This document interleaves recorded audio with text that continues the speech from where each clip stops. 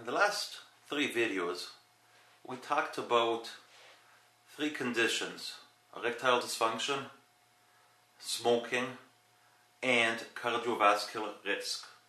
And we showed you data from other investigators that patients who have these conditions have a lower number of circulating stem cells, special type called circulating endothelial progenitor cells.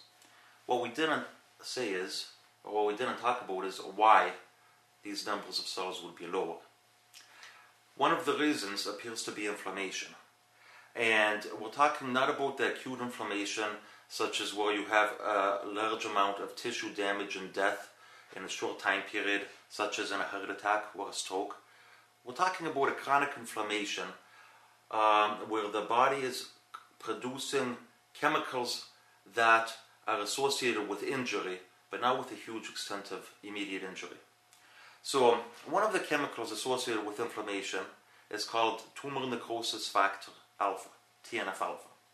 And while we're going to focus on this one today, it's not the only inflammatory mediator, but it's one that's been very well studied for more than 2 decades, and there's drugs on the market such as Remicade and Enbrel, which specifically block TNF-alpha in people.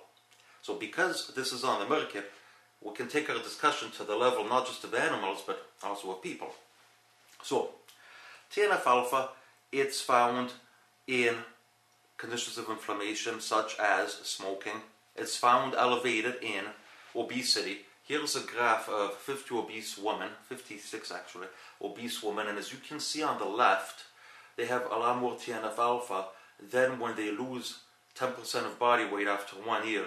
You can see in the middle, there's a reduction in TNF-alpha, and healthy age-matched controls have less TNF-alpha. TNF-alpha, why it's a bad thing in these kind of situations, is because it directly kills circulating endothelial progenitor cells. Here is one graph from a randomly selected paper. There's numerous papers showing this, that if you give TNF-alpha in vitro, the endothelial progenitor cells die. As you can see, the y-axis is the degree of cell death, and you can see control and the treated cells. And actually in this graph they also show interleukin-1 beta, which is another inflammatory mediator. So in vitro we know that TNF-alpha is made by inflammation, and the TNF-alpha can kill these beneficial cells. Now, what happens in people? So here is a study in which patients with rheumatoid arthritis were given Remicade, and on the x-axis is the degree of improvement after receiving Remicade. So the higher degree of improvement, the higher degree on the y-axis of increased circulating endothelial progenitor cells. So this is showing us that giving TNF-alpha blocking agents in patients that respond actually causes an increase in the circulating endothelial progenitor cell. If we look at another drug strategy, just simple glucocorticoids which block all inflammation, here is from another study in which you can see healthy controls have higher number of the circulating endothelial progenitor cells. In the middle is the rheumatoid arthritis patients. They have lower number of circulating endothelial progenitor cells.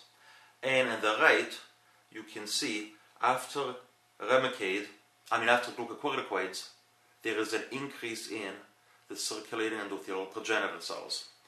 So we are developing this idea then that inflammation makes TNF, and TNF is associated with decreasing the circulating endothelial progenitor cells in patients. Now, we talked about erectile dysfunction as being one of the manifestations of atherosclerotic disease, and also the association between low numbers of these circulating endothelial progenitor cells and poor erectile function. So in another very interesting study, patients with ankylosing spondylitis who have a lot of inflammation were given Remicade for 3 months.